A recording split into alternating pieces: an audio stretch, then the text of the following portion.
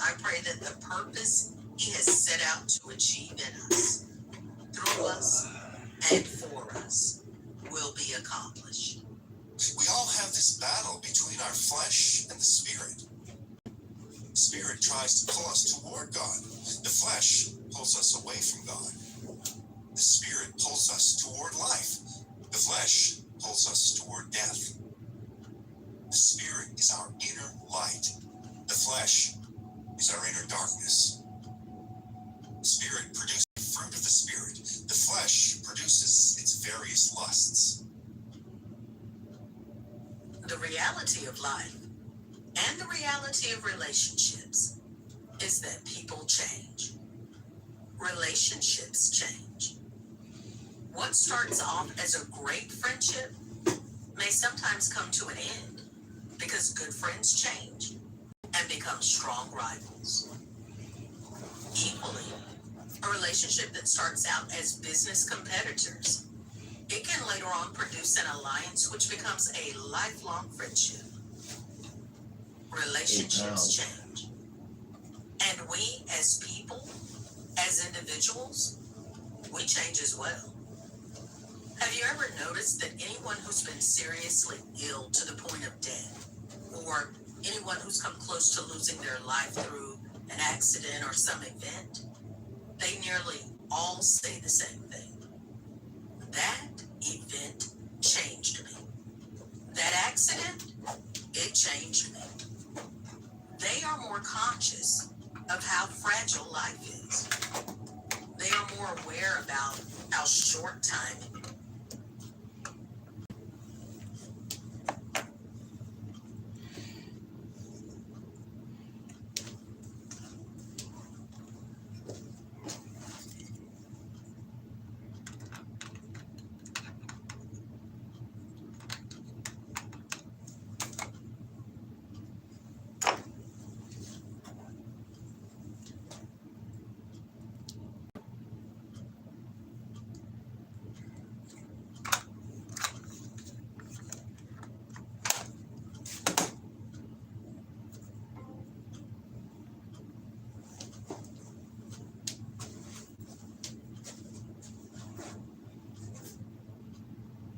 Power.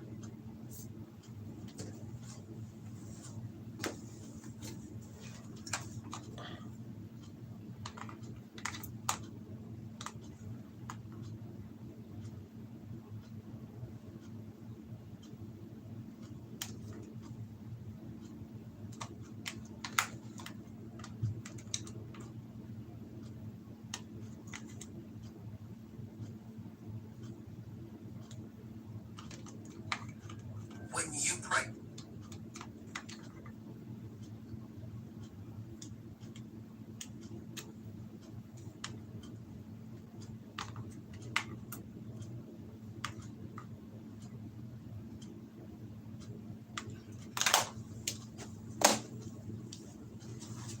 Oh man, my water.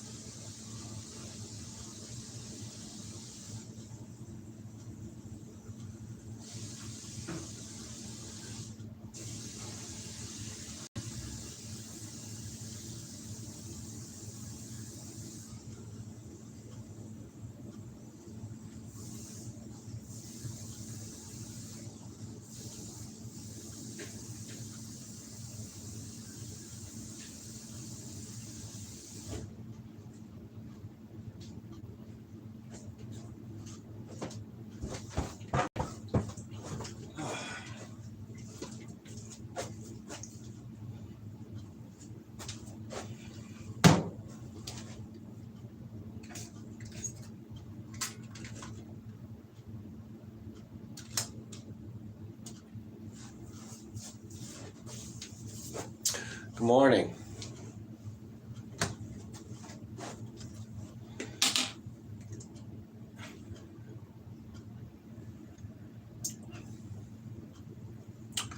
I swear, I'm so used to drinking creatine water. Tastes like regular water.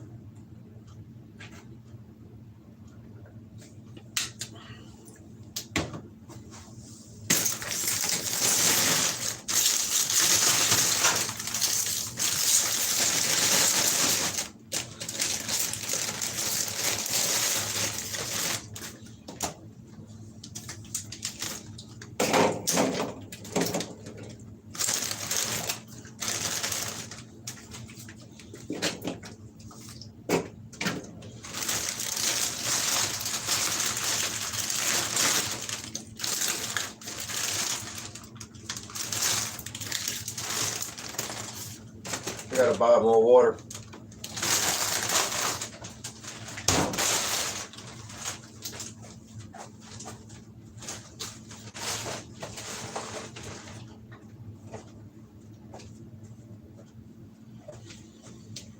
All right.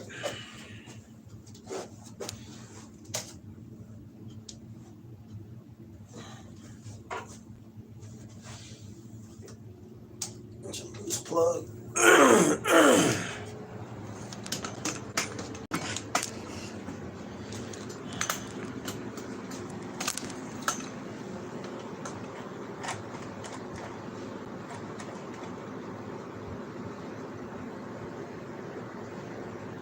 Oh, it's condensation, is it? Yeah, it's condensation.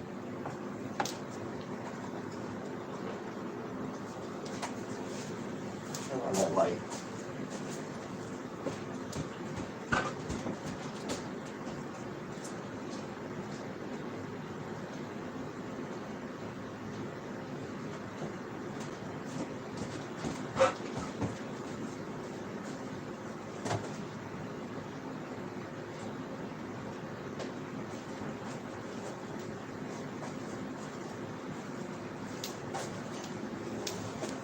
There we go.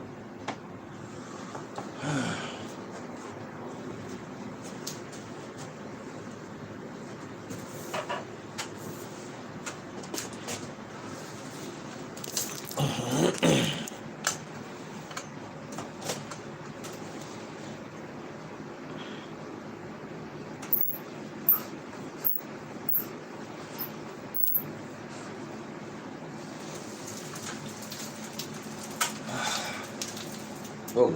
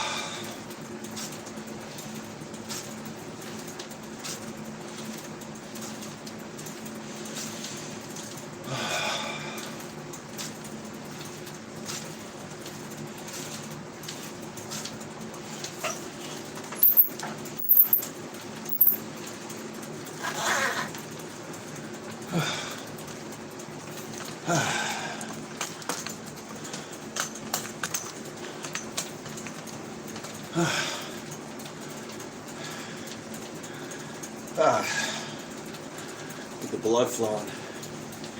I wore this shirt when I proposed to my wife. Well, I bought it when I proposed to my wife. The weekend.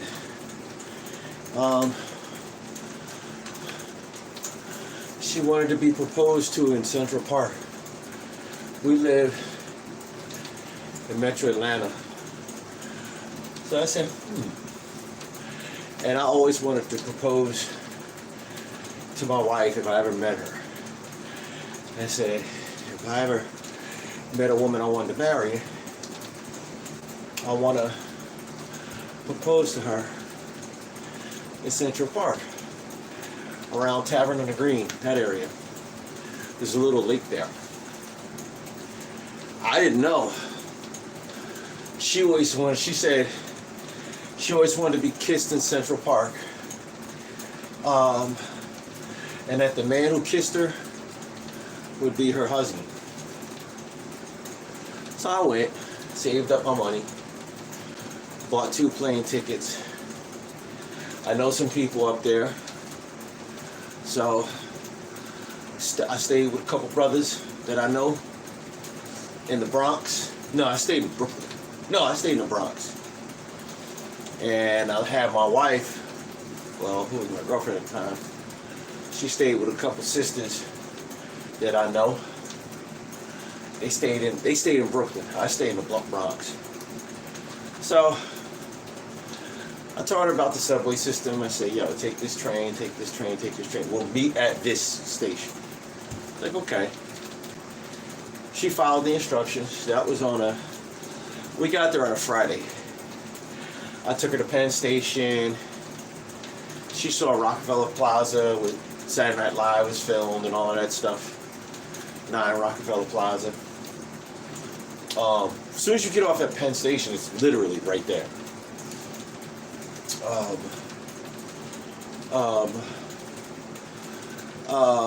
And then she was like, I was like, because it was, it was the smell of coffee and what have you, being, fresh coffee. I was like, I miss that smell.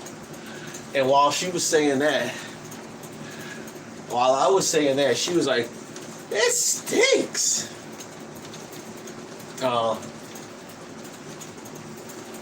It was wild. And then we hung out. Can't remember what we did. We just hung out, walked around, And Saturday, this is back when Puff Daddy was playing in a play called A Raisin in the Sun. And I got her 2 tickets, this is back when I was I set everything up, so I had 2 tickets. So we went Saturday. I went and took a shopping. Bought a pair of shoes for her. Bought a nice dress for her and everything. And we went back. I came back and changed the clothes. We went back out. And we went to Broadway. Took it to the show on Broadway. Can't remember what theater it was. I think I still have the tickets. Puffy was doing his thing, acting in the play and all of that. He was actually pretty good. He's a pretty good actor. Which makes sense, because for years he was acting sane. With all that stuff going on, he's clearly not sane. But that's another thing. And then after the play, I said, let's go back to Times Square. There was a restaurant I used to go to all the time. You go there, you walk upstairs. I can't remember the name of the restaurant.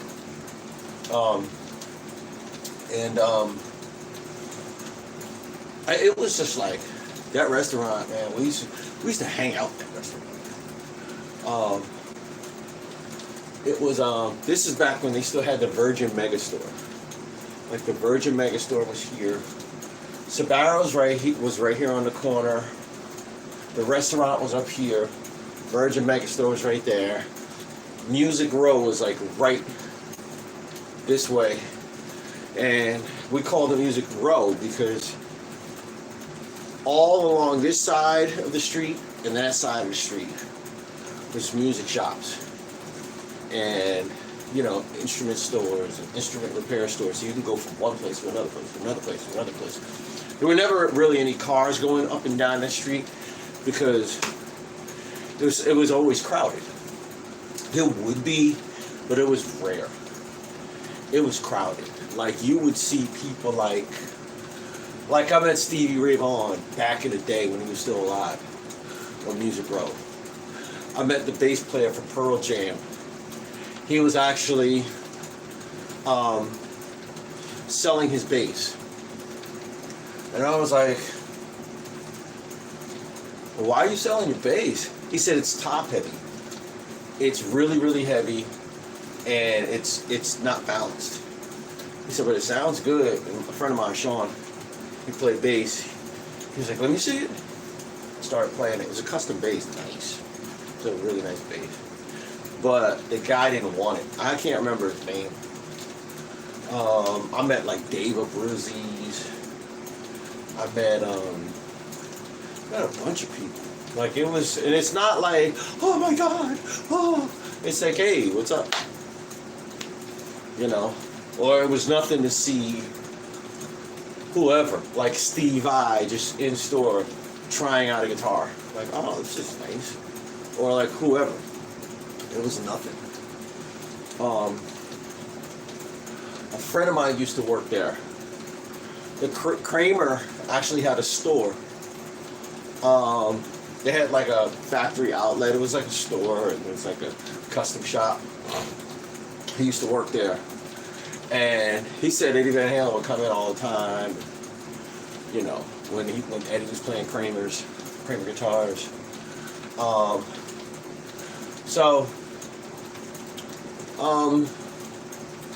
You know, or like Gene Simmons from Kiss would be in there. Like, it was nothing to see, like, you know. And it was kind of like, I don't know, I think back then I was kind of like a music snob, so I was like, can you really play? You know.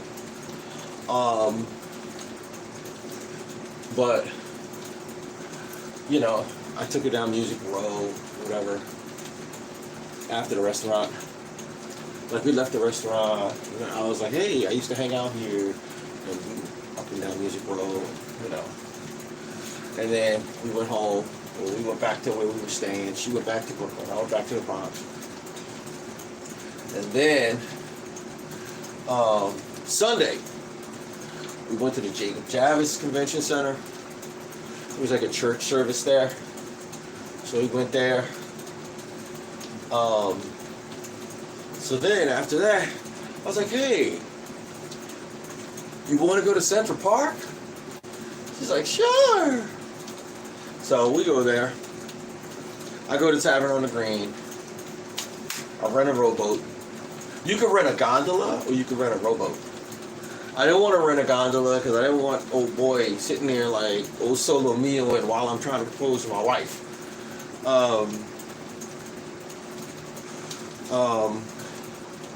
So I rent a rowboat, and it's like a giant man-made lake.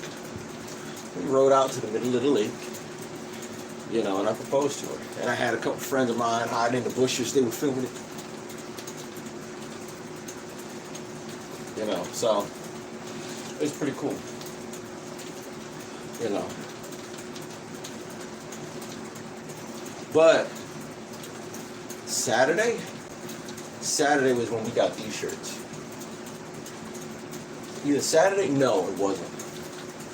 Friday, the Friday we got there was when we got these shirts. Yeah, it was the Friday when we got there. And hers is a little better. I like hers better. I think mine lasts longer, even though it's fading. Like, it was like a little kiosk. This ain't like, it's gonna last forever, you know. And it was like, I was like, hey, let's get these shirts. I love New York. She was like, okay. She got one. Well, actually, I kind of like mine better now that I think of it, because hers doesn't have this little thing right here. It just says, I love New York, and that's it. So,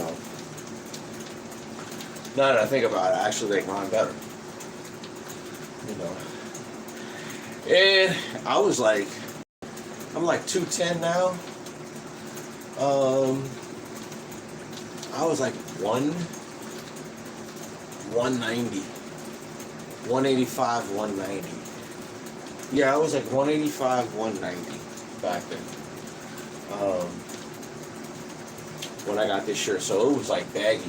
Now I'm big enough; it kind of feels, you know, I'm filling it out. I don't look as like, I look like a scarecrow, you know. So it's 5 minutes to 6. My daughter's gonna call in about 2 or 3 minutes. You know what's crazy? I hate when people, they see you as a musician and they think you're stupid.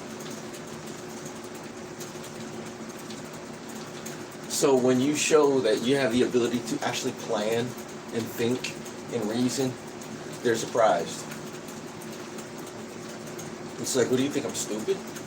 Like, I've had people say, do you know what that means? I'm like, yeah. You know, I had somebody say, oh, it's a war of attrition. Do you know what that means? I'm like, yeah. Yeah. You know, and I don't want to be like, you know, like there's a scripture in the Bible says, a man that, it is to a man's glory to overlook an offense. You know. And I'm thinking about it now. I've always kind of gotten that look. Because I remember when I was running the streets, you know, I was a dope boy. And when I hung with one of the crews that I hung with, one of the people, the crowd of people I used to hang with, were a bunch of college educated kids. We're all around the same thing in our early to mid 20s, but they were college educated. I wasn't. So I walked in on a conversation. I was like, no. And I broke it down. They were like, what? Mind you, back then I had some baggy Gap jeans. I had those jeans. That whole outfit was dope. It was fire. I'd wear it today. You know. Jeans, pair of Air Max 95s, and a sweatshirt. I can't remember what. I think it was a Gap sweatshirt. And I had dreads. I used to have dreads. I cut them off because I didn't want to be one of them dudes who, like, I started getting. I don't have the giant cul-de-sac. I got the 2 carports right there. I don't have the cul-de-sac. But I hate when guys start going bald and they wear their dreads. Might as well shave it off, bro. You're trying too hard. You know, so the moment I saw that I was getting the little carports, 2 carports, I said, oh, no. No, I didn't, I had them for years. But I didn't cut them off. Like, I didn't go completely bald. I just cut it off and had a low-cut Caesar, what have you, until it was too obvious, you know.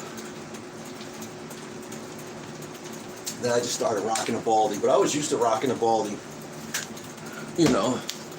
I would get braids and then rock a baldy. And then I had, this was back in the day, I had high top, fade, the eraser head. And then I get tired of that and I cut it all off. And then I would switch from the braids to the afro. And then I cut it off. You know. And then if I just said, okay, I just want to keep the low cut Caesar. You know, I have a low cut Caesar. Then I'd cut it off. Like, so I was always rocking a baldy. So, you know, I had all kinds of haircuts. I had all kinds of haircuts. So then after that, once I couldn't hide it, once I went back to the low cut Caesar and I couldn't hide it, I just said, I'm just rocking a baldy. You know. But yeah, also, I know she's up. we're sitting, we're messaging each other on Instagram. So I know she's up. She got up at 5.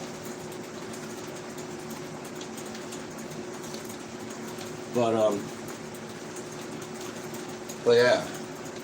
So I'm saying that to say, like, back then, the only thing that was missing was the gold teeth. Like, I straight looked like a dope boy. I was a dope boy. Pocket full of money, pocket full of dope, nice clothes. Looked like having standing on the corner hustling. Well, looked like I just got off the corner hustling. The house that I went to was a girl named Nola. Her parents were rich. Her parents were like uber rich. 3 black girls. The mom was white, the dad was black. And it was Nola, Dana, and Melanie. The youngest one, Melanie, had a crush on me. Nola, who was the oldest one, I was like real cool with her. But she was messing with my boy Ty. So her house was like the hangout. There was like Big Bobby Brown. There's a dude named Bobby Brown. We called him Big Bobby Brown because he was like, rah. And this other chick, I can't remember her name, but she used to hang out there, and I just walked in on the conversation and just kind of shut it down. I was like, no, because blah, blah, blah, blah, blah, and this and that, and blah, blah, blah. They were like, yo, you came in here with the college sociology, like, major stuff, like, what? And in my mind, I was like, what do you think, I'm stupid? You know? So, now, you know, and even back then I was like, yeah, he thought I was stupid. You know, I'm a lot smarter than he realized. Now, I'm kind of like, I assume that people are like, oh, he's a pretty smart guy. But when they say dumb stuff, they ask me questions like, you know what that means?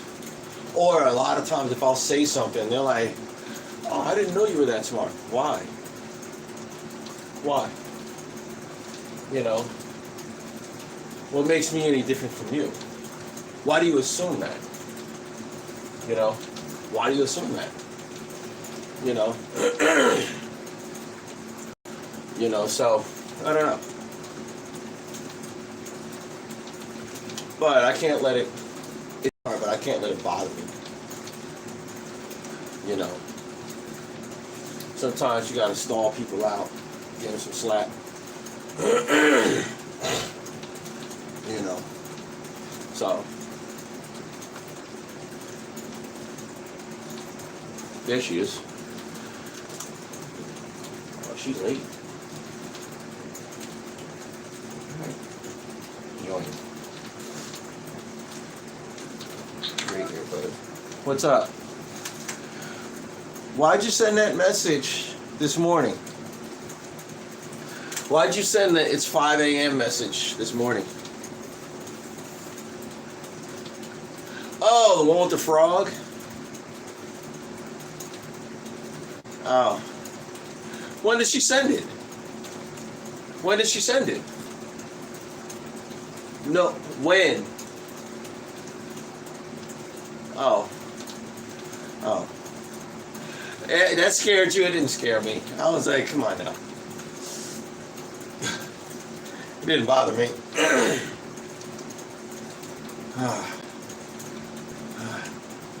What type of day do you have today? What's that? Where? Around the nozzle? At the bottom? Oh. Is it the kind that attaches to the sink? Oh. This is probably a bad seal. Yeah, it's probably a bad seal or something. Do those things really work? What do they filter out? Do they really work? What do they filter out?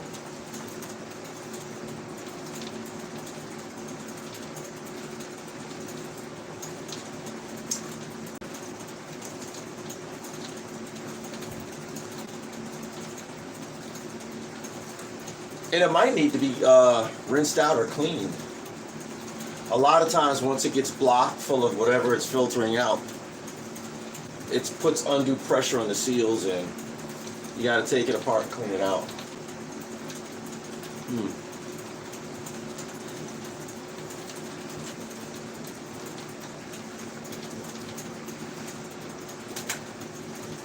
No, I haven't.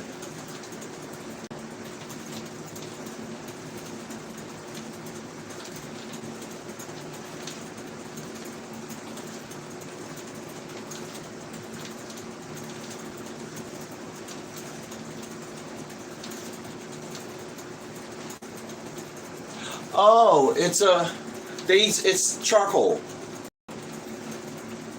Yeah, that's they use a filter. It's charcoal. Yeah.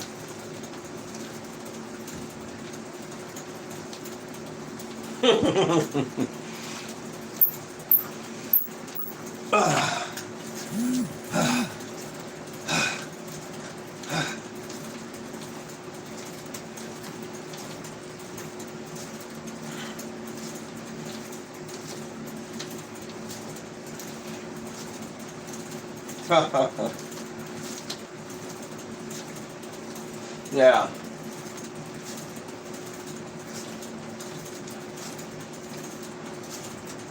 Yeah. You know what though?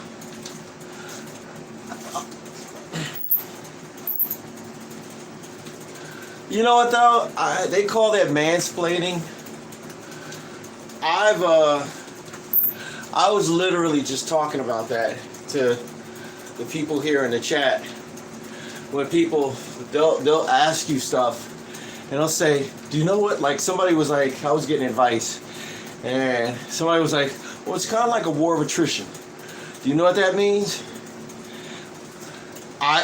My reaction was like, my initial reaction was to be like, what do you think, I'm stupid? But I was like, no, be gracious. I was like, yeah, I know what that means. You know. So I've had people, they assume, oh, blah, blah, blah, blah, blah, you have to, and it's like, bro, I know. All right, I know, you know.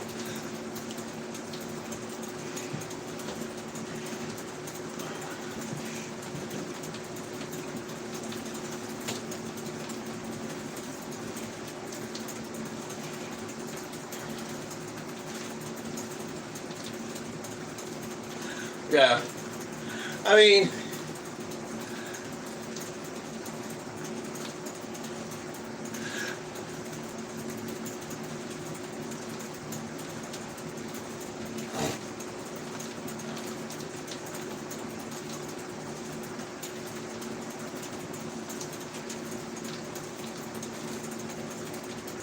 yeah.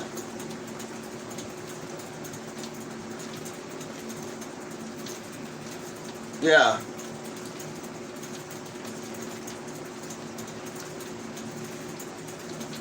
Yeah.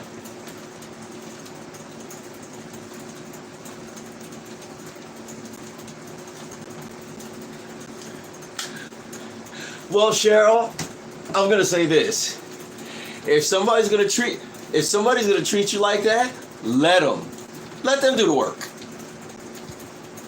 Let them do the work. Yeah, let them do the work. You don't got to do it. Let them do the work. Yeah. Yeah. Yeah. And it's kind of like, okay, let them do it. Okay, you want to do it? Sure. In the back of your mind, you're like, good, I don't feel like it. You know what I mean? It's not like you can't. You don't feel like it. Okay, you want to kill yourself? Go ahead, do it. You know? But I'm a man. Ain't nobody going to do anything. So.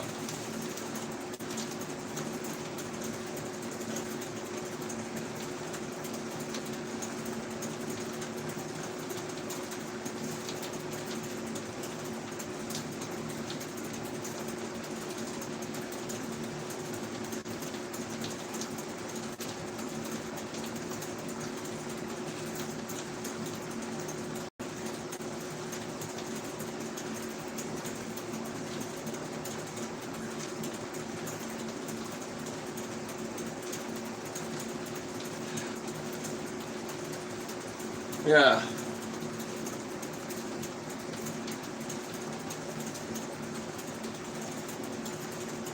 Yeah, but you're learning though. That's the thing. You're learning.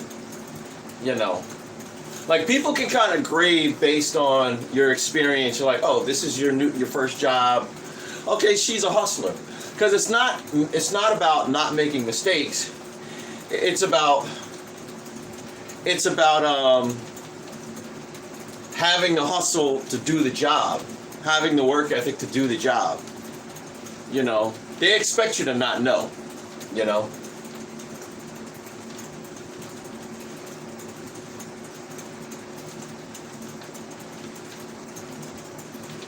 Yeah.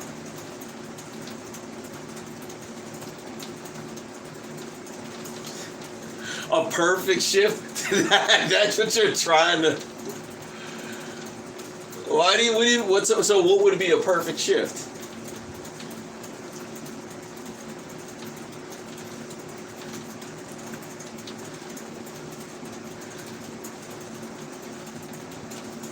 Oh. Oh. Oh. Oh. A shift where you could kind of start on your own and not have to bother anybody.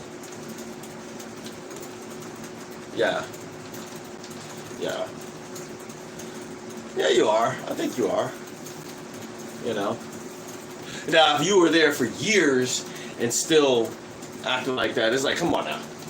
You've been here for 18 months.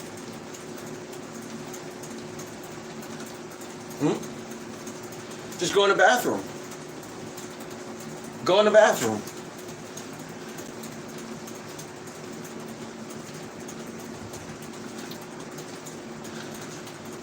No, they won't. They won't close up.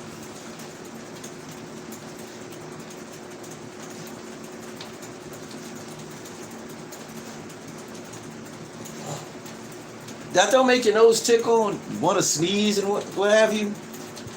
Doesn't make you want to. That doesn't make you want to sneeze when you tuck up your nose piercing.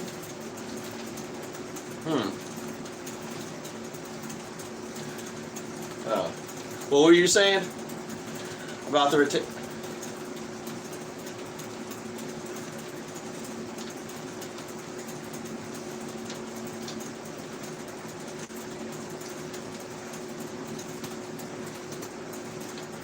They should be beyond closing.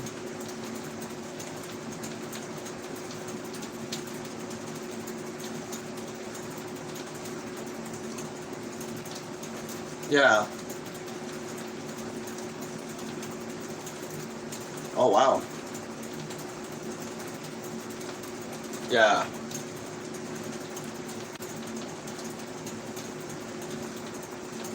They will. I don't think they will. I don't think they will. I mean, well, so what if you had them? Yeah. Yeah. So what if you had like what happens after a year? Do you still have to wear your retainers? I don't think so. You could just take them out?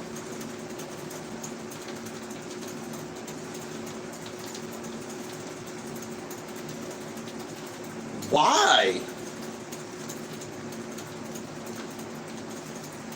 Really? I thought they just, cause my piercings, I still got them. They ain't never closing. They're just there.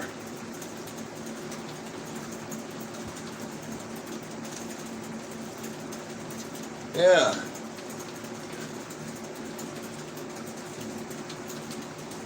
Yeah, I'm like, well, this one closed, the right one closed, the left one is still open, and the other one, of course, ripped. So, all right, love you, bye-bye.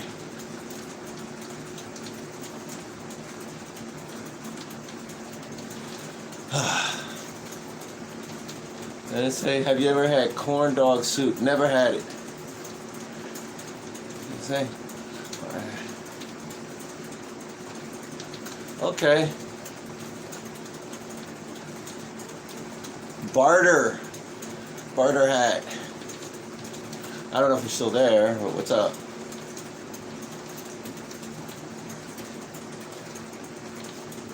Huh?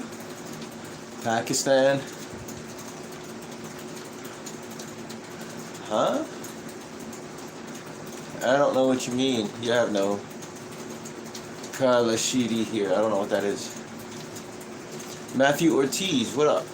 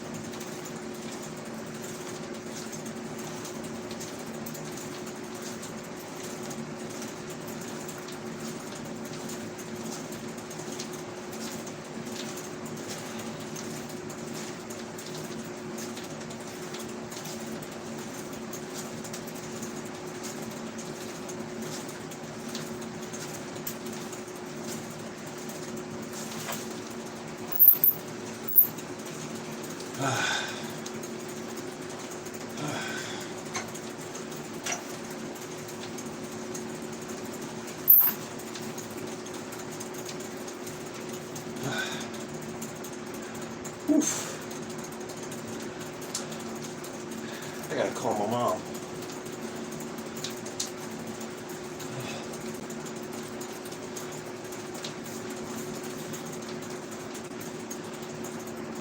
See how she's doing.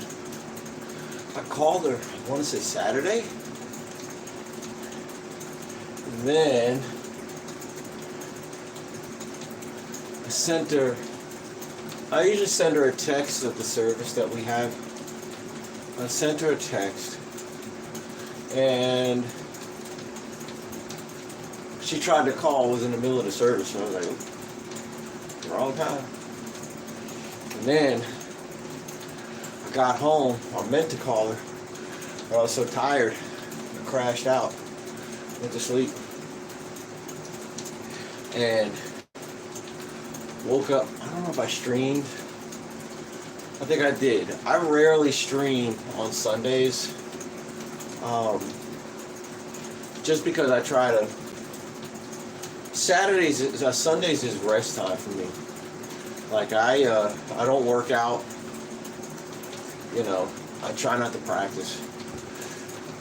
You know, the reason why I say I try not to practice, I just like to play. It doesn't matter. I like the act of just playing, you know. So it actually is an effort to not practice, you know.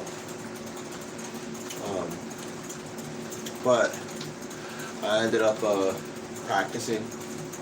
And I was like, yeah, why not? I like to stream my practices. So, because a lot of times people will ask questions. How do you do that? How do you do this? How do you do that? How'd you do this? How'd you do that? What kind of mics do you have? You know, what kind of system are you running? You know, like, how come I can hear your drums so well? Blah, blah, blah, blah, blah, this and that. You know, are you using an iRig? Or what are you using? You know. You know, I can answer questions, show people how to do stuff, you know. So yeah, I like to actually,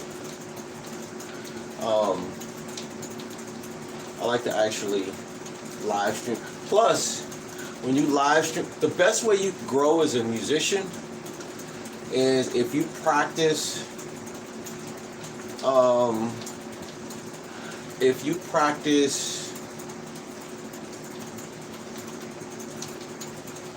and you record yourself. You know.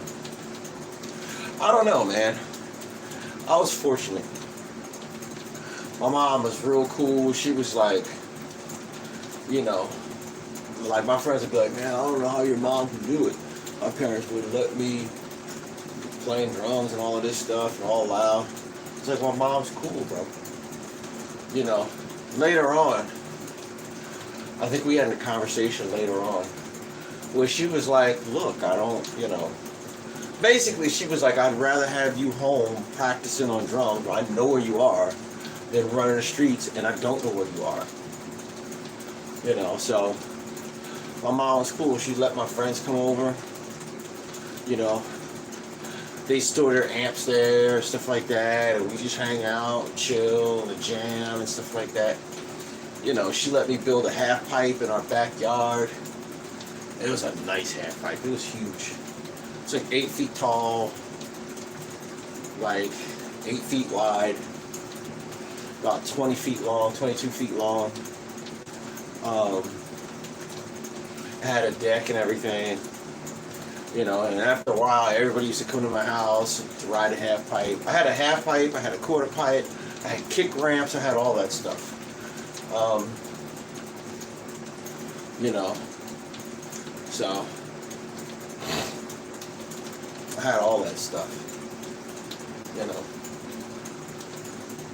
it's kind of wild. And then, but I was always playing music. We'd ride a half pipe, and then I'd go to my house, go inside my house, and we'd play music. And we'd come outside, ride the half pipe, go inside, play music. And it was wild because there's a friend of mine, I don't like, well, not a friend, a bunch of friends. They're kind of like, good Lord, he still got it, man.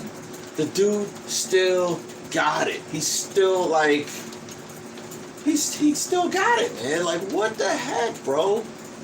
We're like in our 50s and he's still got it. He's still good. He's still killing on the drums. Like, he's still, you know. And I had an article in Drum Magazine, and it was like 10 years ago. You know, I've since had other stuff, you know, features and stuff like that. But that was like the first one.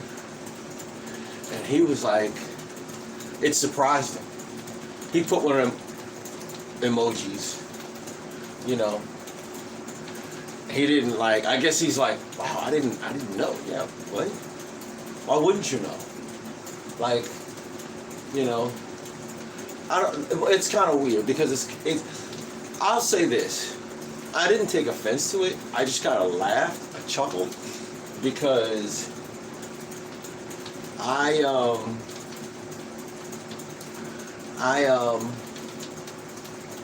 was I gonna say? I know that familiarity. I'm listening to something. That's why I'm kind of getting distracted. I know that familiarity breeds contempt. It's kind of like, it's like you can be famous and you can have videos and you could tour around the world.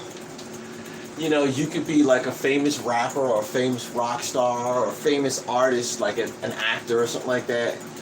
But when you go home, you're like, man, I remember you fell on your bike, you was sitting there crying and you was a little baby. Like, people know you. You're not this big star. You're like, dude, that's John, bro. Like, big deal. He used to work at the supermarket. He was a cart boy. Big deal. Like, so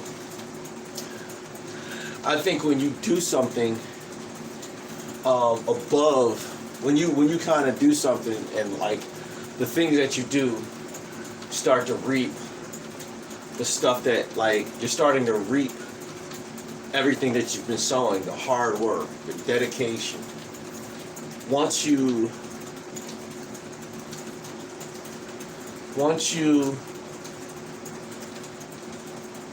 get to a certain level, people still see you as the small town kind of, and not like you're small, but like if you live in a small town, they're like, oh, that's the local kid, like, what's the big deal? So then when people see things, they're like, oh, I didn't know he was that big. Whoa, I didn't know he was in magazines. I didn't know. So, you know, But yeah, so.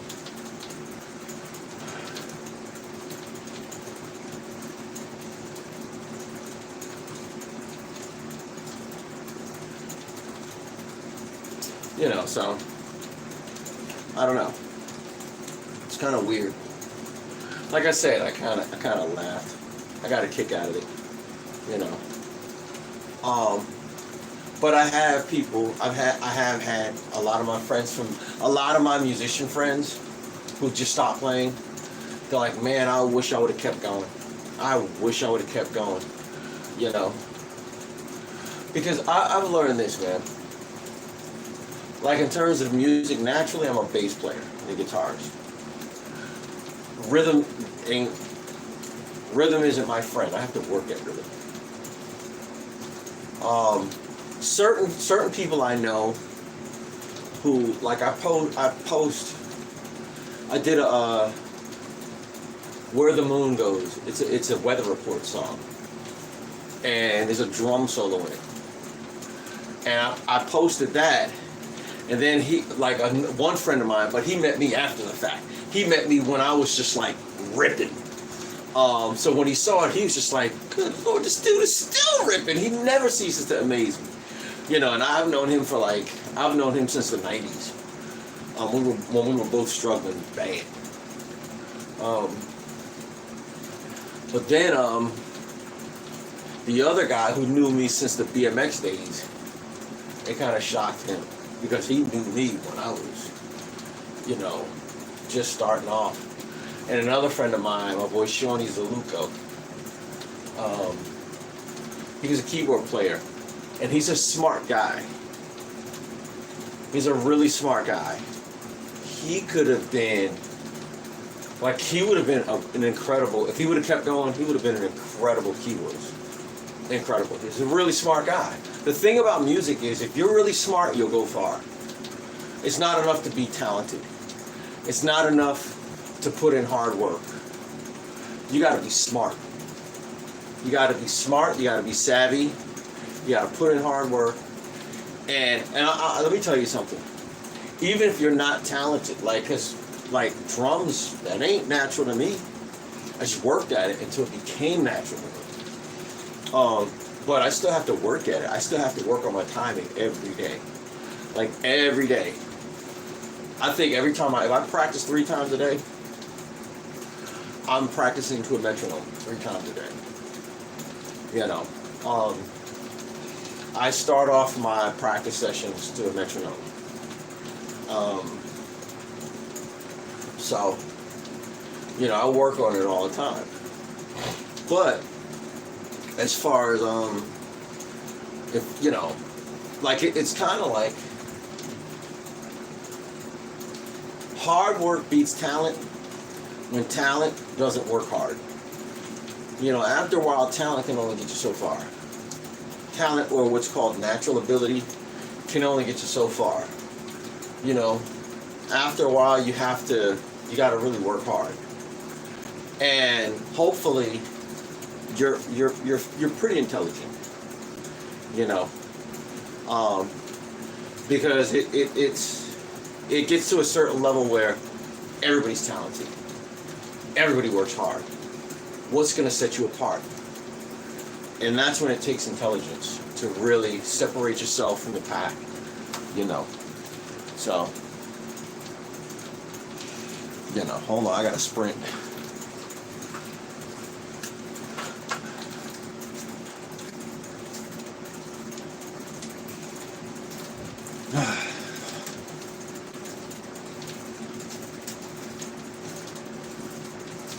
You know, but that's what separates the good from the great. You know, and finding new ways to do. Because the thing about it is, that's 46 minutes. I'll make it even 50.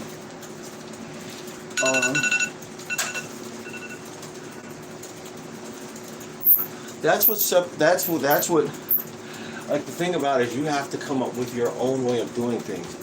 Everybody starts out with like if 5 drummers They were all born on the same day. Drummers, musicians, whatever. All born on the same day. They all go off and do their thing. They all have talent. They're all taught a work ethic. All 5 of those musicians were given the same history. There's a history of music. And each generation of musicians stands on the shoulders of everything that happened in the past. What separates them is how you, because the stuff in the past is like your building blocks. It's kind of like talking. You learn how to talk by listening to the people around you, listening to the grown-ups around you, and you learn how to talk. Well, music, you learn how to play from all the music in the past. Same building blocks, same music. Now, what separates, just like in speaking, what separates an eloquent speaker from just a mediocre run-of-the-mill person is their vocabulary and how they personally express themselves with the building blocks they have. Well, it's the same thing with music. How did you make it your own? Like, there's a lot of people are like, how did you come up with this, or how did you come up with that? I'm like, well, this is from this. And then, I can tell people I got this riff from this. Now, you may not recognize it, and then I'll play it, and I'll be like, oh, that is what he's doing. And the only thing I did was I kind of might have inverted the riff, or I might phrase it different. I might place it a little different. I might change the accents, to what I like to hear. And I'll apply it to what I like to hear. But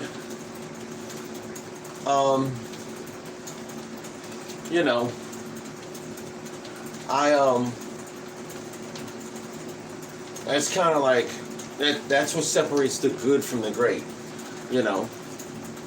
A good musician can learn everything, and they'll play it note for note. A great musician has the ability to play it note for note, but they'll play it the way they want to play it. It's like you listen to Eddie Van Halen. His genius wasn't, well, I can't say that, because his technical ability was insane. He put in insane amounts of work. He put in a lot of reps. But Eddie Van Halen, he took everything from all the musicians that he was with, Eric Clapton, all those guys. He took it all from all the musicians in the past. The only difference is he made it his own. He completely reinvented everything he reimagined everything that was in the past. You know what I mean? Same thing with Hendrix. He reimagined everything that was in the past. If you, today, if you look at guys like Tosin Abasi, he reimagined everything that was in the past. You look at Steve Vai, Joe Satriani, those guys reimagined everything that was going on in the past. Alan Halsworth, he was trying to play a completely different instrument. He was trying to imitate a violin and a saxophone. But he reimagined all the stuff that he heard in the past. Like, you could hear a lot of Coltrane in Alan Halsworth's riffs. He just he reimagined it. He just reworked it, reimagined it, and vomited out his personal style. Now, once you vomit out your personal style, you got to keep going in that direction. Keep going in that direction. But yeah, how much time do I have to run this? This is what sucks. You get used to it to the point where you get used to exercise to the point where it just it takes a lot more for you to build up the sweat. I'd be drenched in sweat You know, I've been here for almost an hour. I've been here for 52 minutes. You know, I got other stuff to do, but I'm not even close to sweating.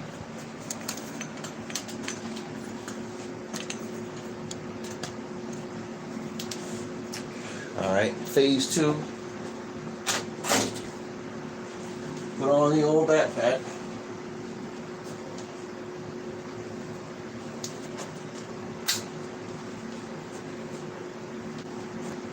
I think I sweat more on this, and I think the reason why is because I'm still not used to it.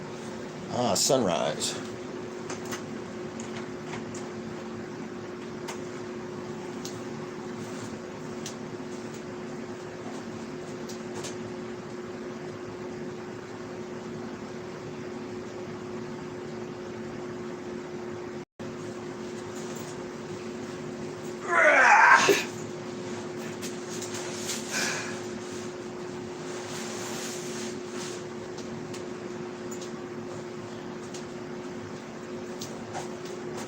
What was yesterday?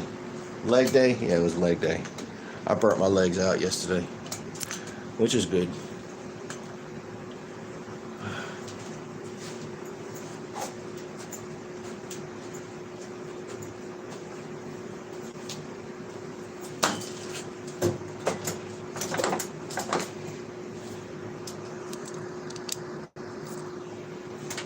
England. Okay. Brazil. Junior Bushcraft. Where are you? Are you still in chat? It is 6:37.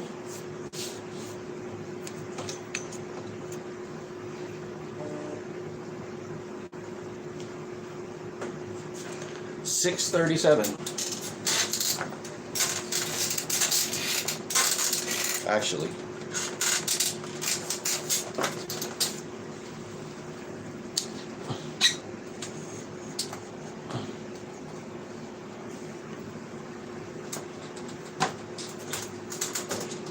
I love that.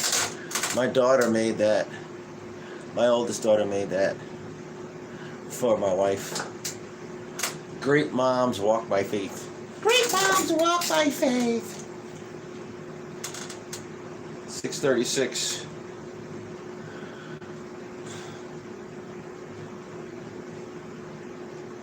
About 6:50.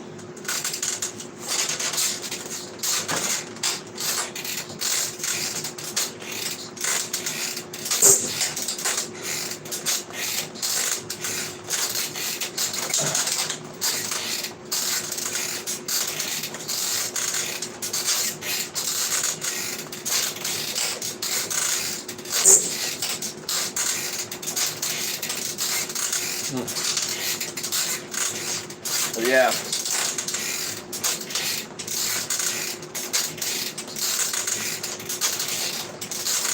No.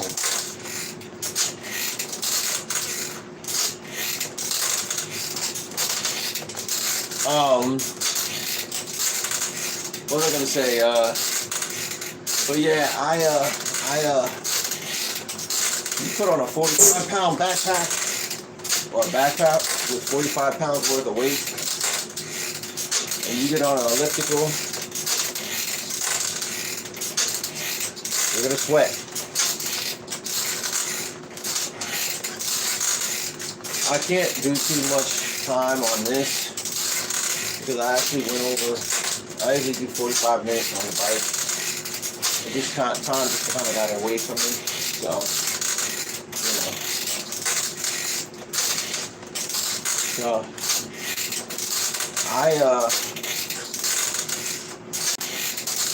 it's crazy. I don't know. I've been working out for about 2 months. Like I usually work out and then I'll stop. Then I'll work out. I stop because I'll keep losing weight. I will keep losing weight very quickly.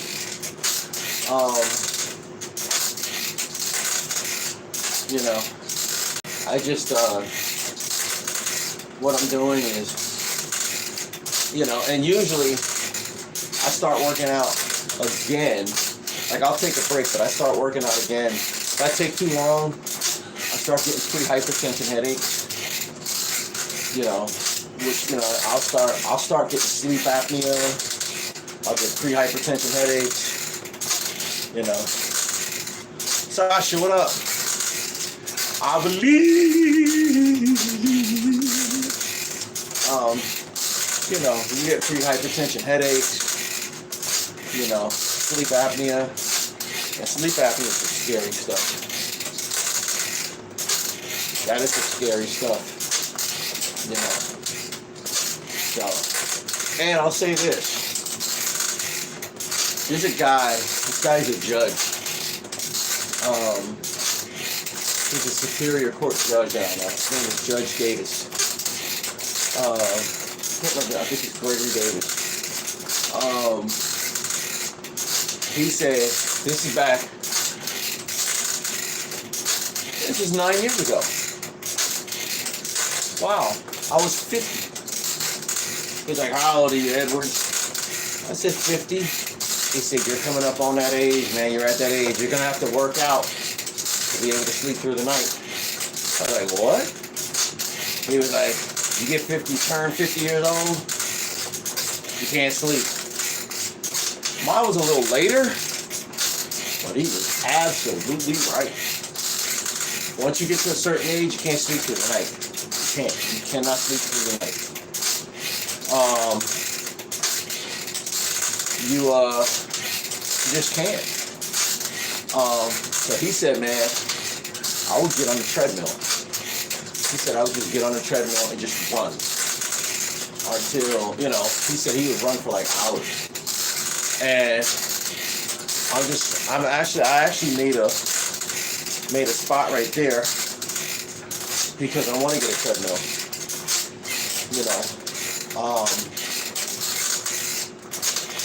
So I can run,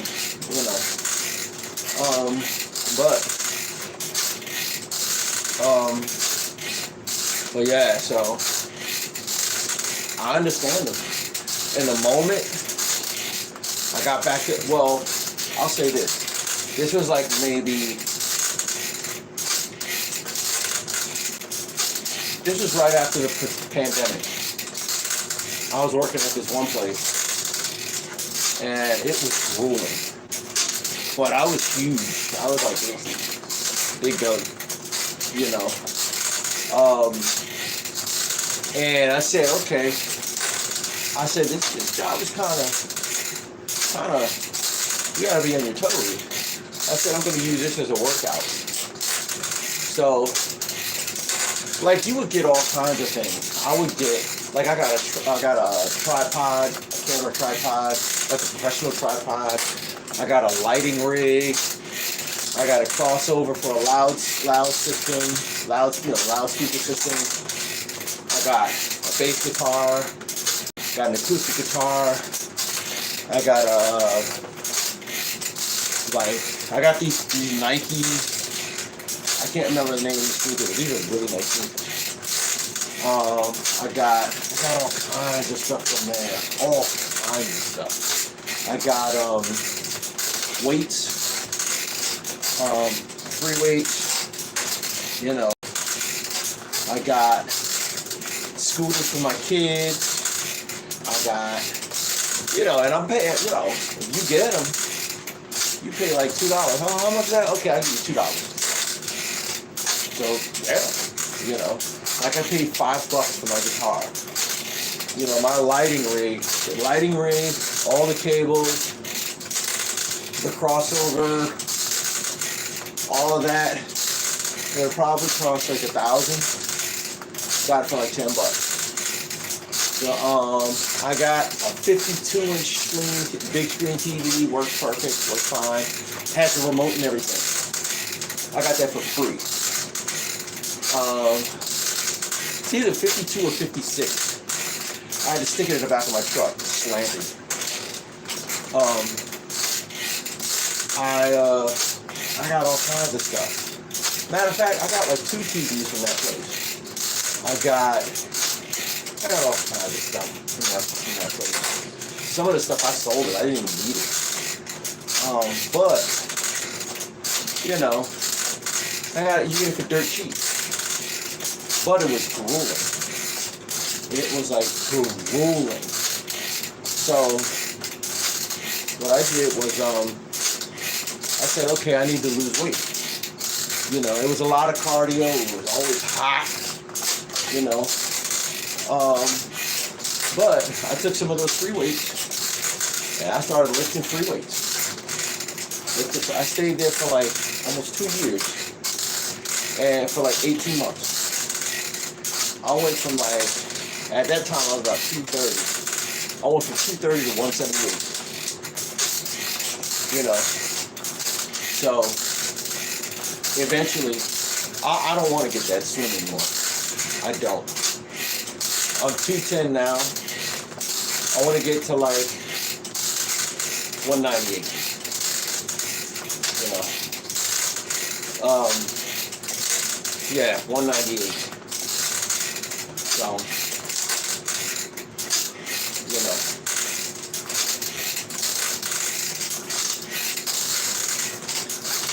$198 is good. If I bounce between 198 and 200, you know. So for me, like my body is so hyper responsive. If I work out too much, I just keep losing weight and keep losing weight and keep losing weight and keep losing weight. You know, I learned that. I mean, don't get me wrong. I felt like my clothes couldn't fit. Like, what the heck? My clothes don't fit anymore.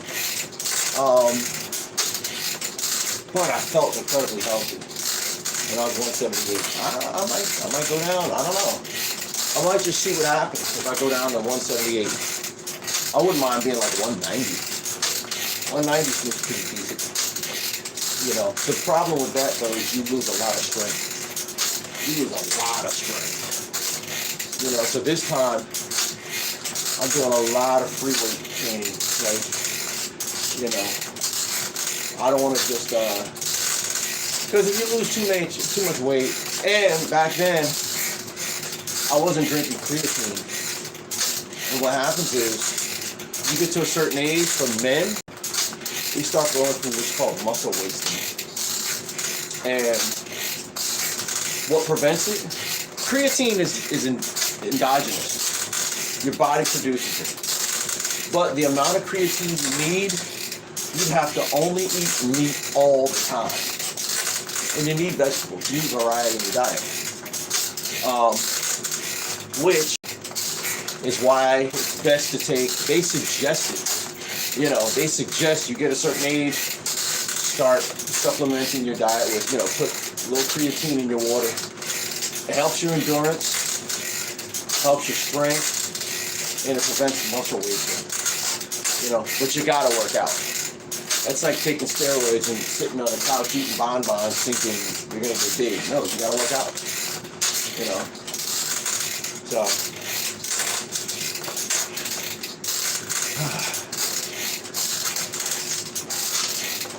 47.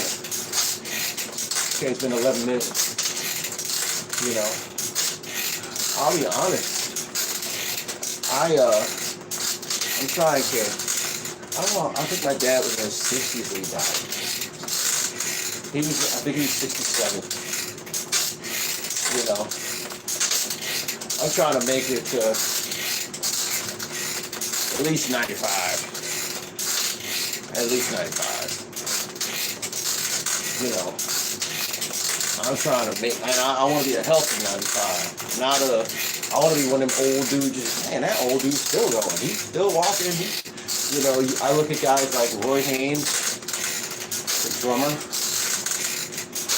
He died at 93. He was still playing drums, still doing his thing. You know, he played drums to the day he died. That's the same thing with Buddy Rich. Buddy Rich, he played drums to the day he died. Now, he died early because he died of cancer. Not that early. I want to say he died in the 70s. Hold on. I know what to do.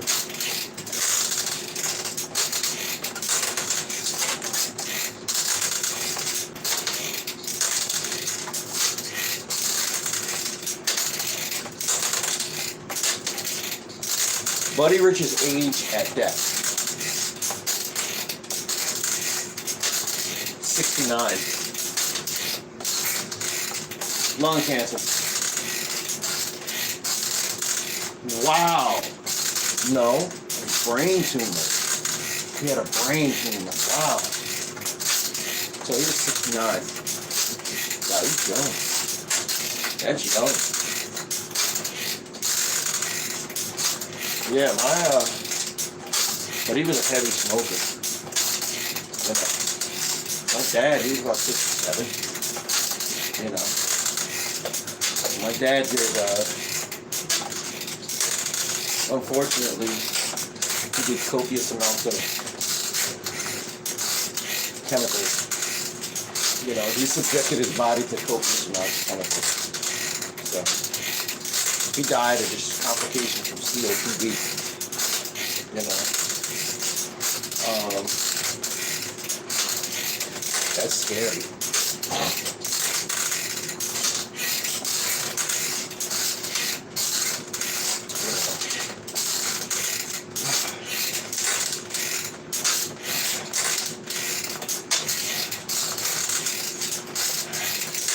My mom, on the other hand, she's in her 80s.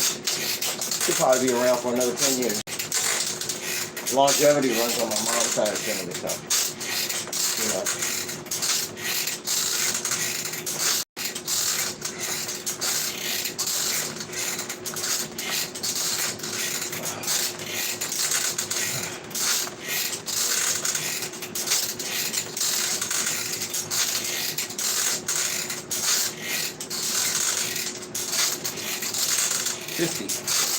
Come on now.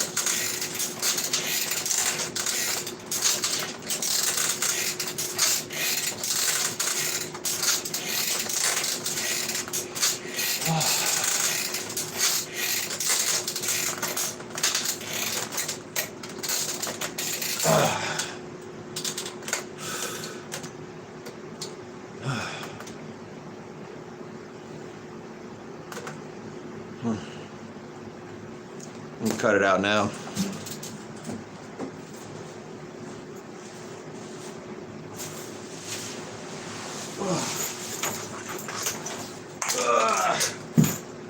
All right.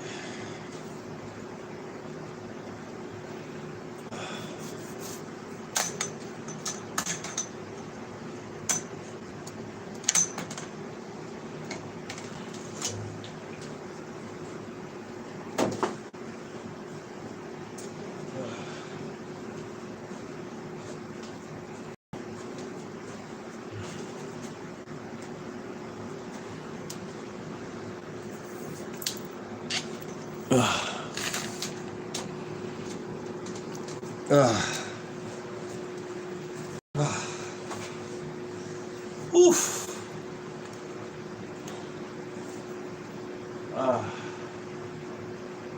I gotta change and clean all that up.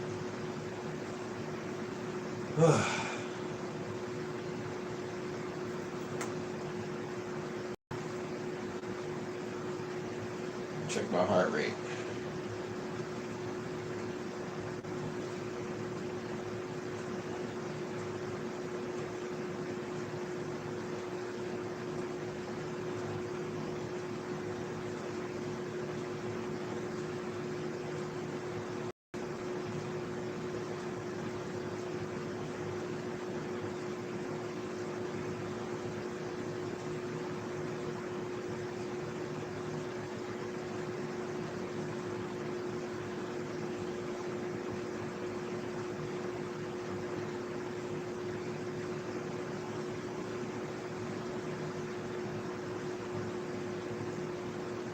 $89.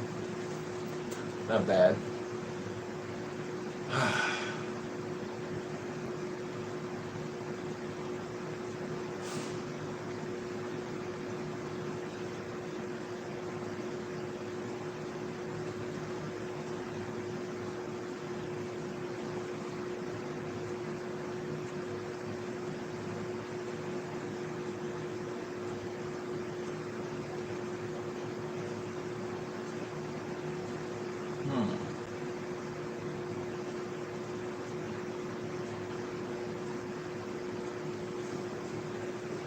consistency.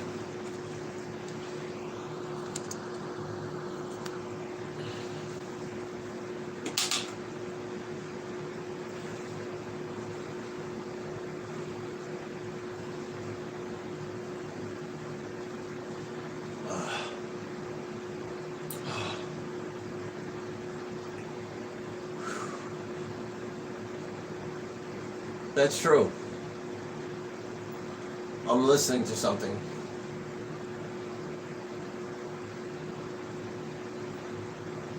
This guy said,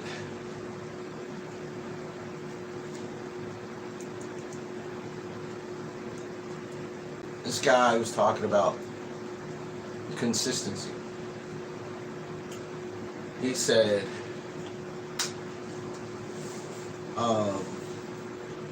if there's a guy, he meets a woman, he wants to marry her. If he wants to marry her, it's because she's shown some level of consistency. If there's, he said, if you look at anybody who's ever done anything great, the one thing they all have in common is consistency. He said, if you see a person who has a business, it's about consistency. If it's a successful business, it's consistency. If you see a person, they made a great statue, like you go to the Vatican and you'll see the Sistine Chapel. It took Michelangelo about 10 years of consistently laying on his back painting. You look at, what's his name? One of my favorite artists, Leonardo da Vinci. He was consistent. That's what he did, was he drew, he painted, he was consistent. Great artists, great writers, it doesn't come from, you do it when you feel like it. It's kind of crazy because I look at people,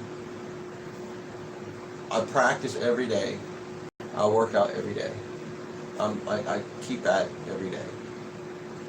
And people think it's weird. They think it's weird that I'm so consistent.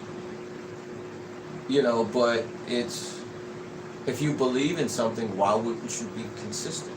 Why wouldn't you be consistent at it? It's weird. Like, I had a dude, he would be like, what else do you do? This is what I do. He's like, you're always grinding. That's what you do. Like, I don't get, I don't get this whole microwave, you can just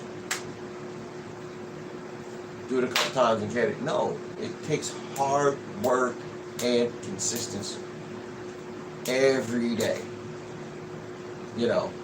Consistency. And I've just, for me, I got an early,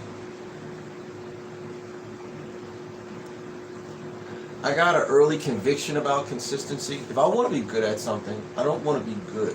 I want to be great. That's why everything I've ever done, I was really good at. I wasn't good. I was like, he's great at that. I was great at it. I wasn't just good, I was great. I was just like, when I used to do BMX and, I was learning how to do tricks and riding on a half pipe. I wasn't just good at it, I was great at it. Because I did it every single day. I was consistent with it. When everybody else was going off partying and hanging with the girls and all of that, I was riding bikes. I was consistent. When I first started playing drums, within about 3.5 years, I was incredible. I was great. To the point where there were dudes, I was better than dudes who have been playing like 9 to 10 years who had lessons. I had people accuse me, oh man, those lessons sure worked out. It's like, I never took lessons. You know, people swore I took lessons. Or they swore, like, did you play in drum corps when you were in high school? No, I didn't. I didn't play in drum corps. You know, I was just consistent. If I wanted my chops up, I was consistent. If I wanted to be able to groove, I was consistent at working on my pocket. If I want, like, whatever. If I wanted to play jazz, I was consistent on trying to figure out straight ahead. If I wanted to play, you know, the old school jazz, like the old school, like traditional jazz, I was consistent in learning that stuff. If I wanted to play the more modern jazz, I was consistent in learning that. You know what I mean? I was consistent. I did it every single day. Consistent. You know what I mean? Like, people are like, man, you know a lot about the Bible. I was consistent. I read the Bible every single day for years. You know, whenever I say I did something consistently, I put some years in. You know, I put years in. Decades in. You know what I mean? Yeah, like multiple, like 20 years. Like, I've been playing drums, I'll be 60. I've been playing drums for almost 5 decades. That's why I say plural, decade. I've been seriously studying the Bible for about 3 decades, 3.5 decades. Years. You know what I mean? I've been doing music for decades. You know what I mean? I've been being physically fit, you know, being active, being physically fit for decades. You know what I mean? You know what I mean? So, like, it's time. It takes time. You know what I mean? And even when I was working at this job, or I was working at that job, like at a certain point, I was working at a property management company, and I was always on call. And they fired the whole maintenance staff, and I was the only person there. Guess what I was doing? Still practicing, still reading the Bible. You know, and I had a wife and 2 small kids. You know what I mean? And I was consistent. You know, people were like, man, this, you know, like they you know, I said, look, I just got to be more, I got to learn how to manage my time.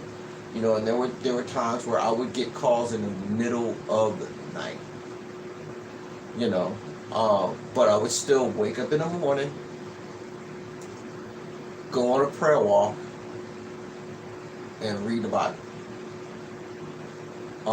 And then I'd go out and I'd work, and there would be times where I would be working until, I would go to work at 8 o'clock in the morning, and I would be working till 8 o'clock at night. And then that's when all the calls would come in. So I would go home, like, eat dinner, and I get a call, so I have to go back out. It's 10 o'clock at night, you know, and I would be out there until 11:30, and I would come home. Yeah, I'm the only maintenance guy. I would come home and somehow be able to catnap it out, you know, wake up 6 o'clock, and back then I was waking up at 6 o'clock in the morning.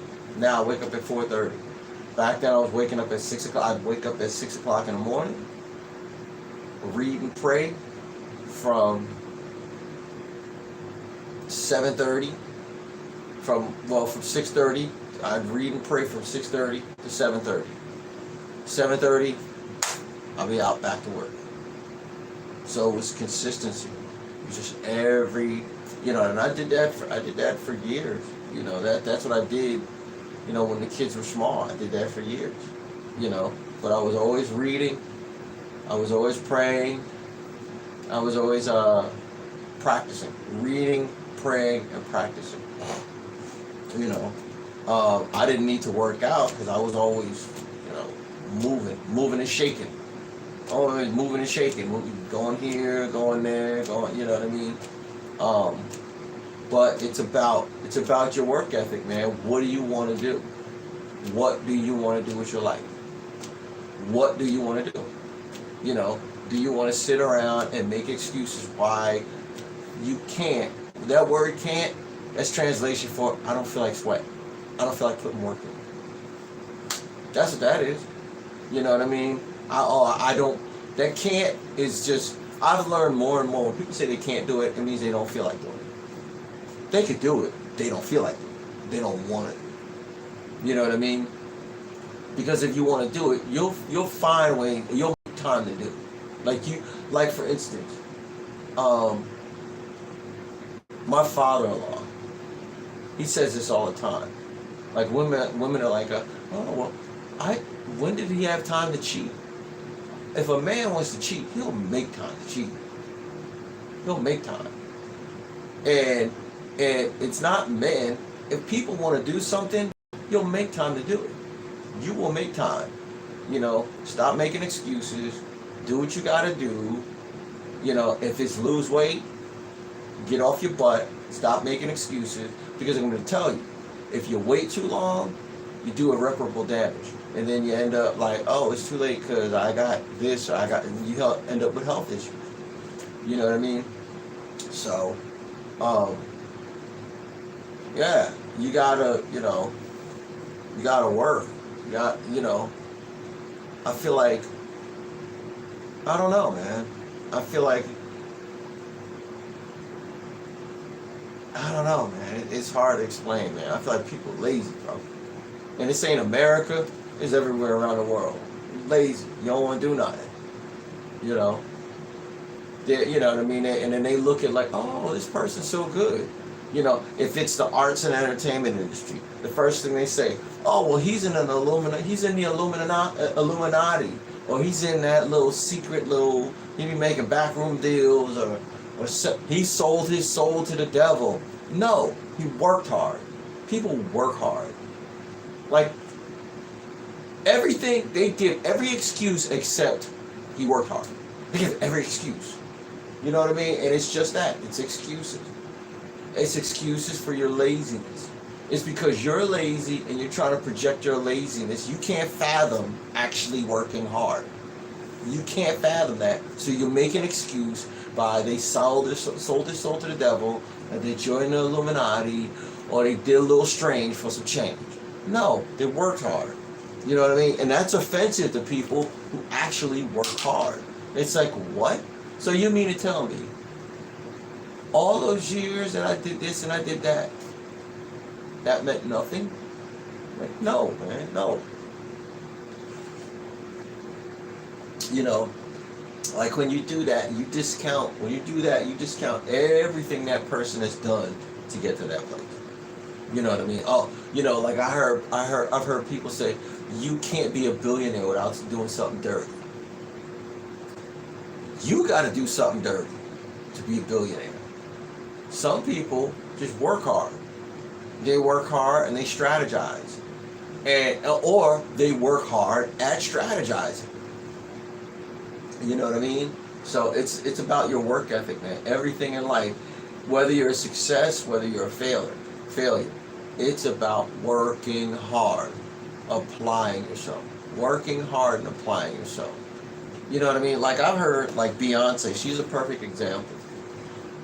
Like the world has seen her progress. I remember seeing Beyonce before they were called Destiny's Child. They were called Girls Time. They were on a show called Star Search. Dave Chappelle was on the same show. He was on, I don't know if it was the same episode. Probably was. But Dave Chappelle was a teenager. Dave Chappelle became one of the greatest comics in the world because he decided at 14 that he wanted to be a comedian. And he worked at it, and worked at it, and worked at it. Like, Destiny's Child, they were called Girls Time. They were on Star Search. They were horrible. I was like, they suck. I was like, that's Beyonce? She was not born with that voice at all. No. She was not born with that voice. Over time, her voice just developed. She got a vocal coach. She sang with this, she sang with that. She kept doing it. Eventually, now she's an incredible singer. You know what I mean? But that's all she did. She worked at it. She worked hard every day for years, for decades. You know, same thing with Dave Chappelle. He worked at it for years, for decades. He decided to become a comedian at 14 years old. You put a full 10 years in there, you're smoking, bro. Like, he was going to comedy clubs at 14 years old. His mother and his grandmother would take him to comedy clubs at 14 years old. You know what I mean? Just to sit back, and then finally he got to go up and, you know, and do comedy. He was young. He was 14. He said he went to the Apollo amateur night at the Apollo, and he bombed. Oh, he's like 15. Yeah, he was like 15. And he bombed horribly. He said, man, and it was liberating. He's like, it's not that bad. He said, after that, I just became fearless on stage. I just became fearless. And then people wonder why he's such a great comedian. Bro, he started when he was young. He started when he was 14. What do you think is going to happen? It was consistent, you know. He ate, slept, and breathed it. You know what I mean? And I'm a firm believer in this, man. If you pursue something and you're consistent at it, don't worry about the money. The money's going to come. The money's going to come. Don't worry about it. Don't worry about, oh, well, I'm not making any money. It'll get there. It just takes the world a while to catch up. It takes the world a while to catch up to you. But it's going to get there. You're going to get there. You know what I mean? I think nowadays we want that quick fix. We want that lick. We want that quick lick. Ain't nothing quick. Whatever's worthwhile, it's not quick. Everything that's worthwhile, it ain't quick. It doesn't come to you fast. It takes a while. And it takes a lot of work. A lot of work. You know what I mean? An incredible amount of work. It takes a lot of discipline. When I say discipline, I have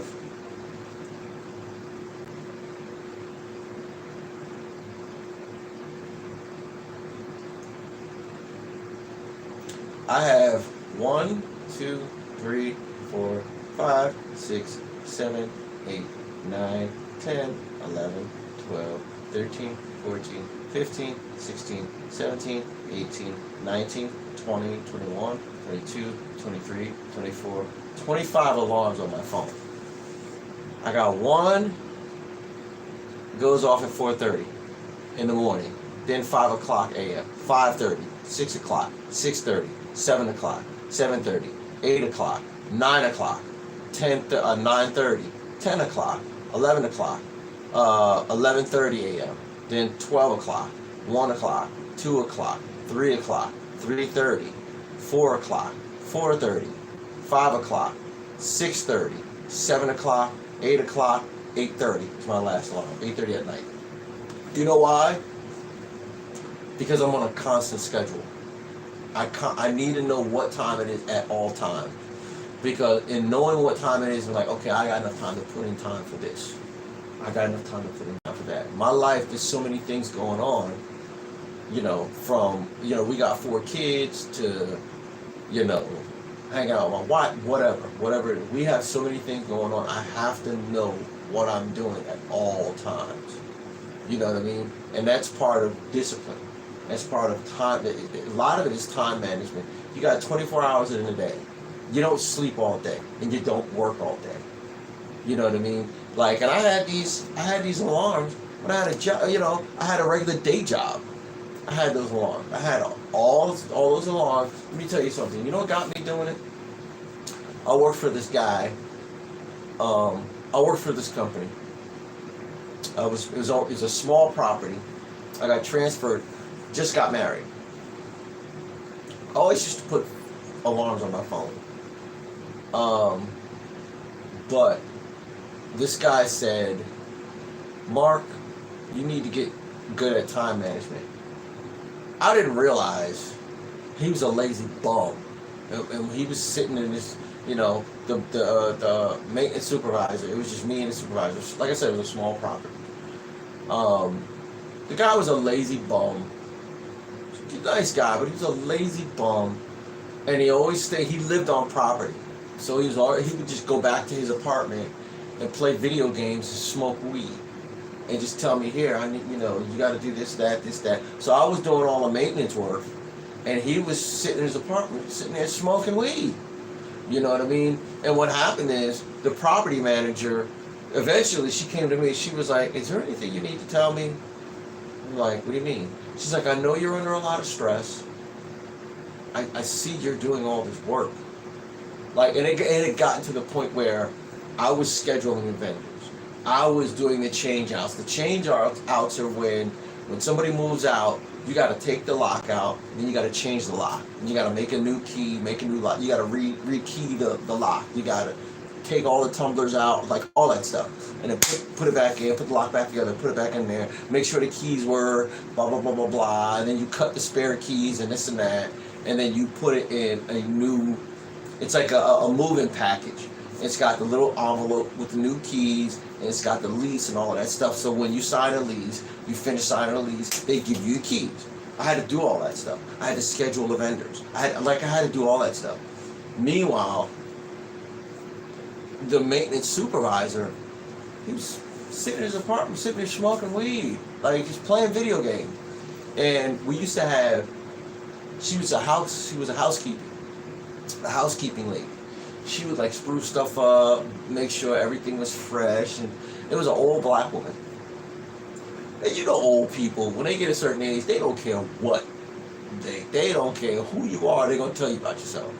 She was like, all he do is sit in his apartment. She said, you doing all the work. All he doing is sitting in his apartment, smoking weed, playing video games. Got you running around here, blah, blah, blah, blah, blah. So then the property manager, Catherine, me and her got to be really, really close. She was married. I think she had been married a year before us. A year before me and my wife. And she was having problems having kids. We were having problems having kids. So it was kind of like, we kind of got real, real cool.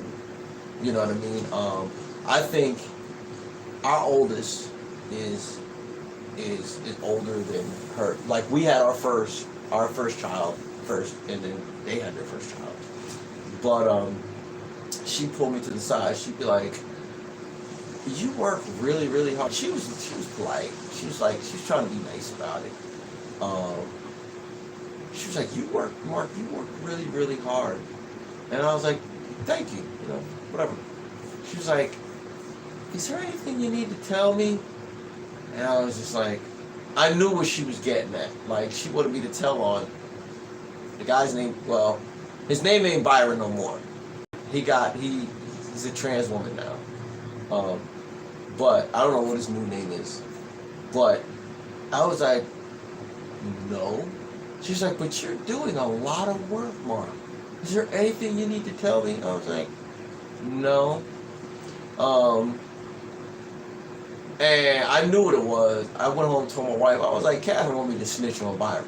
I said, I'm not doing that. I got to work with him. I'm not doing that. No. But in his laziness, he was like, you need to work on time management. He was telling me to work on time management so I would be better at doing all the work so he could stay home and smoke weed and, play video games. But I took that with me. I kept it with me. And I was always like, okay, I got to work on time management. So then I started setting alarms. I got this much time to do this, I got this much time to do that, and I still use that technique. And I say all that to say, you got to be disciplined with everything. You got to manage your time. You got to prioritize things. You can't always hang out. We can't. You know what I mean? You can't always hang out. You can't always be on the scene. All that does is just burn money out. It burns money out your pocket. You can't always. Now, there's something to be said for a social life. Yes, definitely. You gotta have a social life. Humans are social creatures. But you can't always be on the scene. There's gonna be some certain times where you're like, I gotta back away. You know what I mean? There's certain times where you really got to get in that shed, the proverbial shed, and work on you. Just work on you. You know, because sometimes your friends can be, they're a distraction. They're a distraction from what you really need to do. You got to prioritize. Do you want this?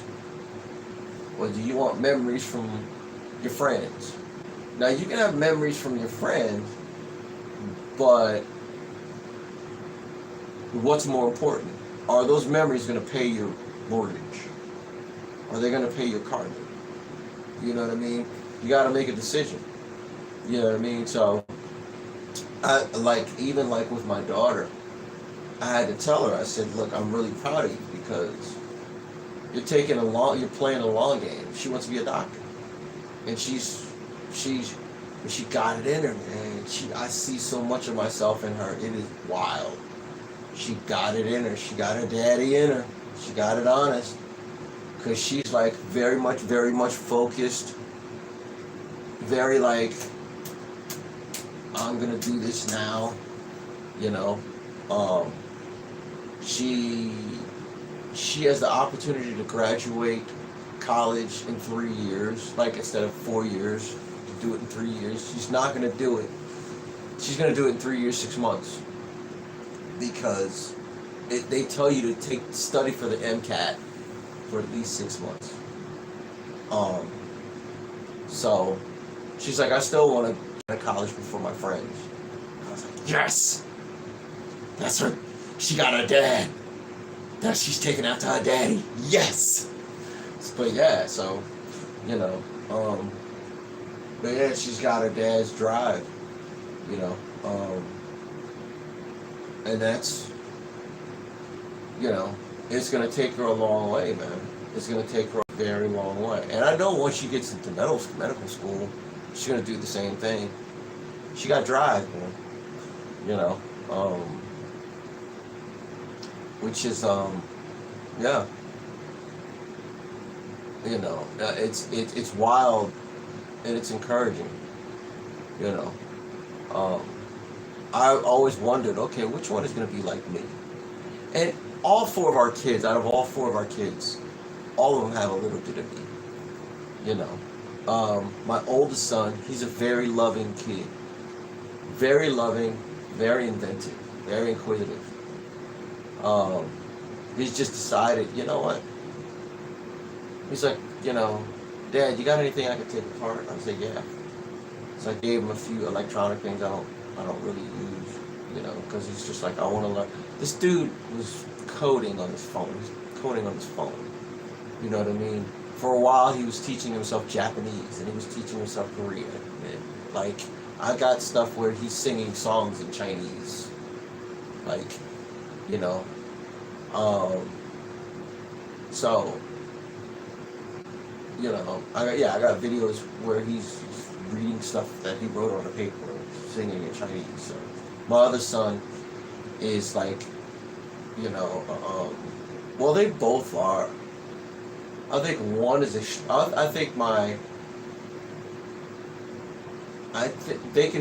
they both have engineering brains. Really, both of my sons have engineering brains.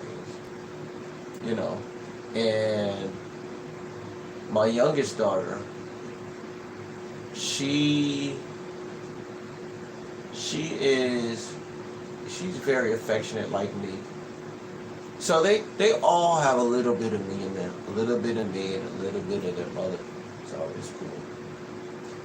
But be consistent.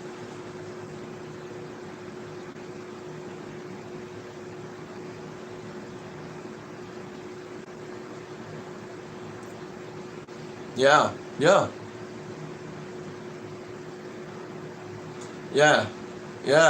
It let me tell you something. I when I started playing in church, it was like musical boot camp.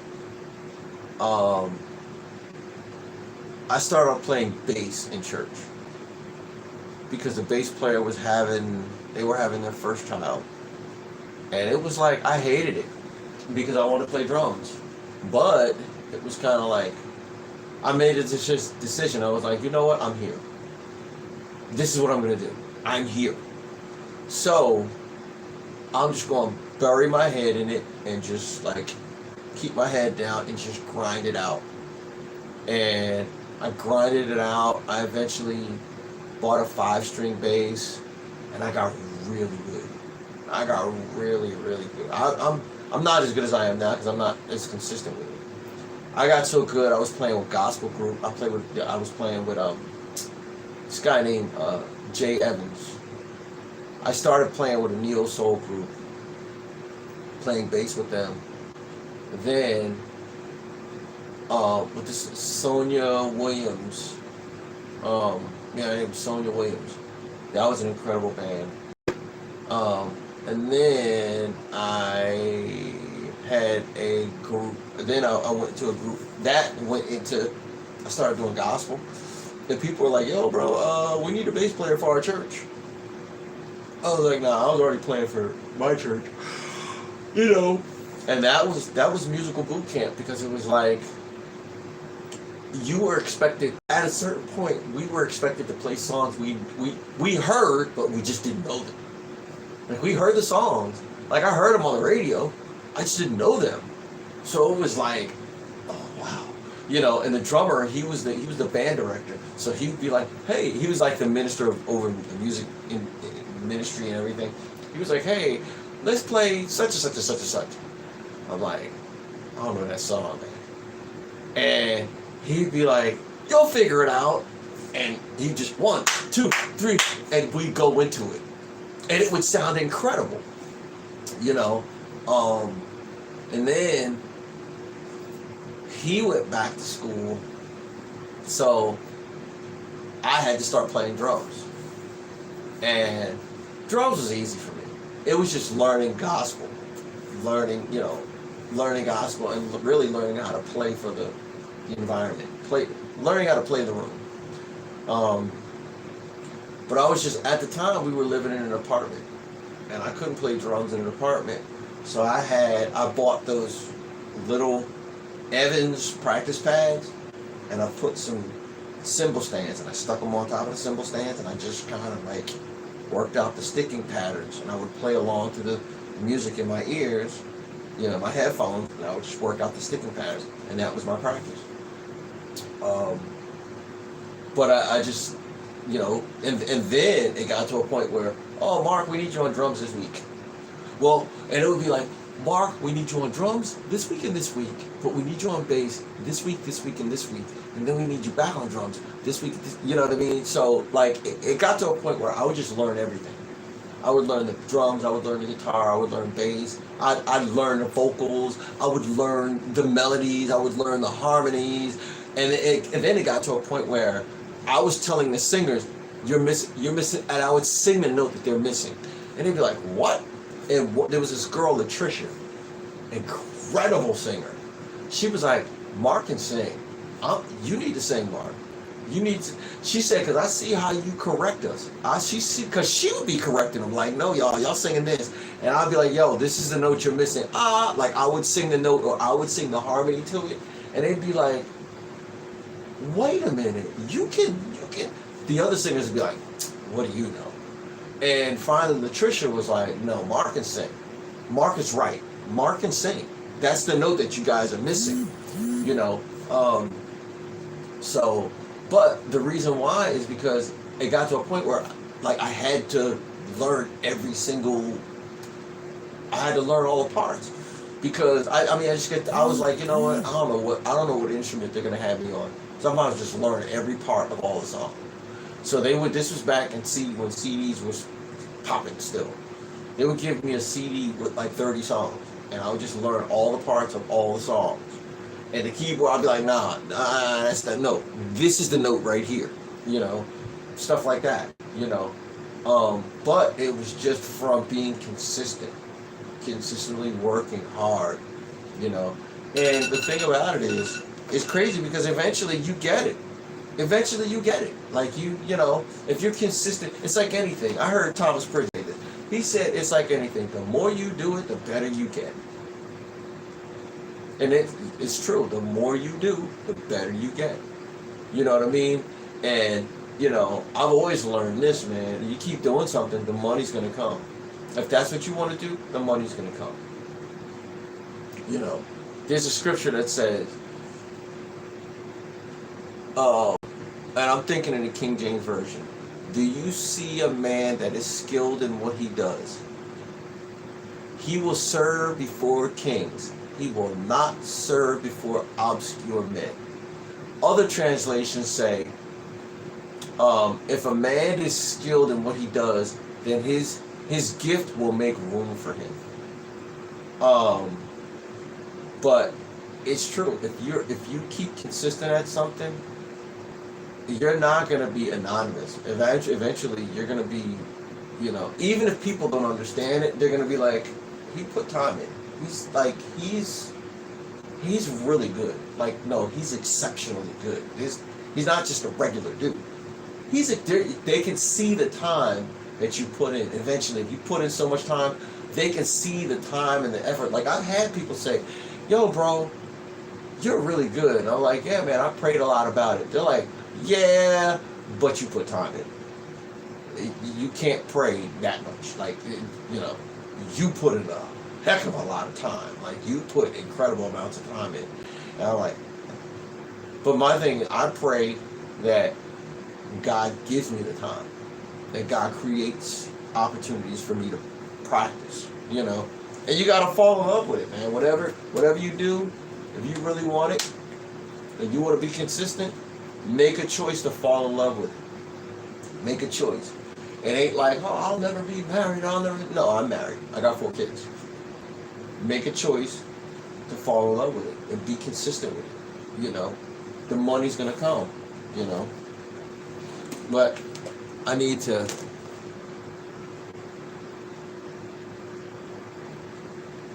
Thank you, man. Thank you. But yeah, actually, I gotta go read and pray, or pray and read. I'll be back. My legs are sore.